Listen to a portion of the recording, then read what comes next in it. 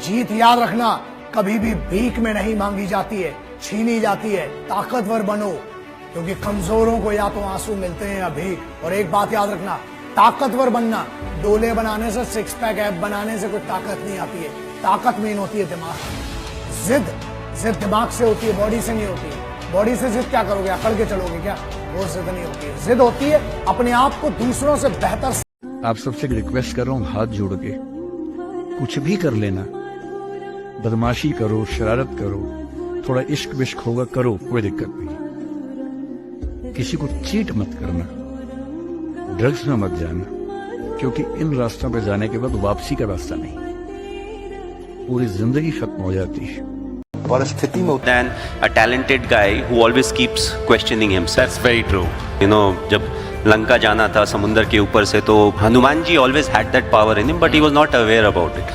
So जब आपको pressure situation में जब आप आते हैं, तो कई बार आप अपनी स्ट्रेंथ जो होता है, आप वो भूल जाते हैं। Keep working on the strength that you have, because your strength will get you out of the difficult situation. जैसे तुम शादी वादी में जाओ और बता दो बीए कर रहे हैं, तो मतलब वो जो दृष्टि होती है लोगों की कि पीछे आओ, तो लगता है ये आदमी कुछ कर ही नहीं पाएगा जीवन में। Wake up to reality.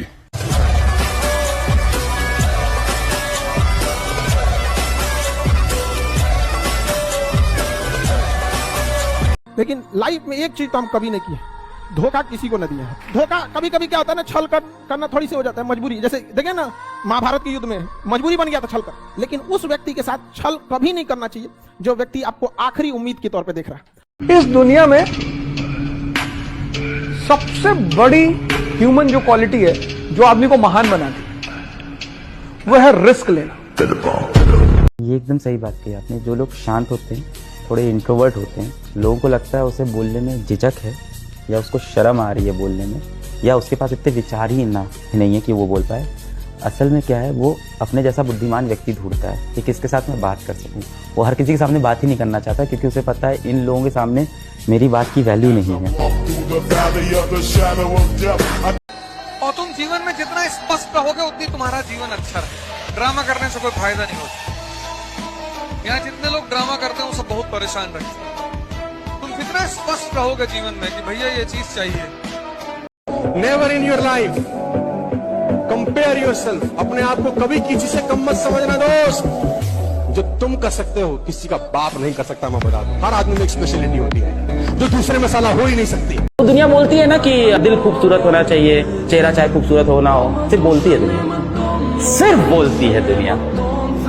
हर इंसान को जब मौका मिला है, उसने आपको जज किया है आपके लुक्स पे, आपकी पर्सनालिटीज पे। हमेशा व्यक्ति का दिल काला हो चल जाएगा, चेहरा गोरा होना चाहिए।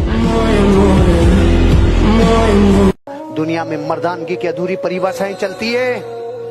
मर्द किसे कहते हैं? लोग कहते हैं जो बच्चे पैदा कर सके। ये तो कुकरा कुकरी भी कर लेता है, इसमें कोई बड़ा दम नहीं है। असली मर्द वो है जो अपने बच्चों को पैदा करने के बाद उनके सपनों के लिए जान लगा दे। असली मर्द उसे कहते हैं।